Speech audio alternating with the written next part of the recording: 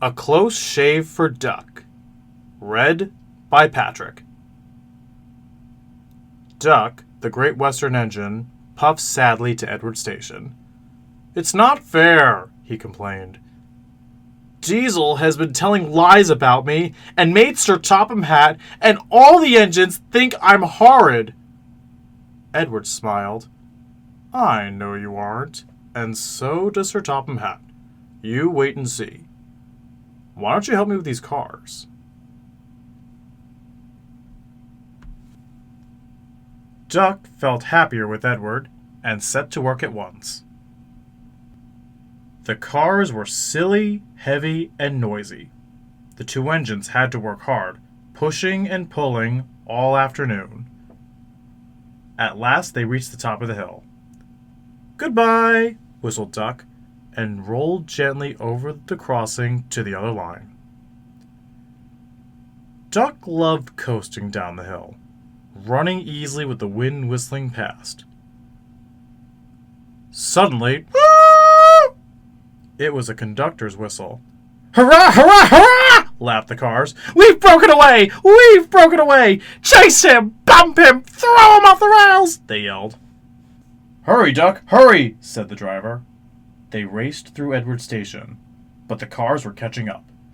"As fast as we can, then they'll catch us up gradually." The driver was gaining control. "Another clear mile, and we'll do it." "Oh, glory! Look at that!" James was just pulling out of their line from the station ahead. Any minute, there could be a crash. "It's up to you now, Duck!" cried the driver. Duck put every ounce of weight and steam against the cars. "It's too late!" Duck groaned and shut his eyes. He veered into a siding where a barber had set up shop. He was shaving a customer.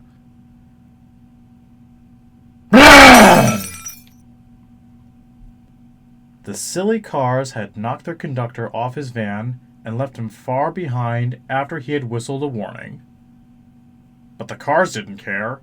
They were feeling very pleased with themselves. "Beg pardon, sir," gasped Duck. "Excuse my intrusion." "No, I won't," said the barber. "You frighten my customers. I'll teach you." And he lathered Duck's face all over. Poor Duck. Thomas was helping to pull the cars away when Sir Topham Hatt arrived. "I do not like engines popping through my walls," fumed the barber. "I appreciate your feelings," said Sir Topham Hatt, "but you must know that this engine and his crew have prevented a serious accident.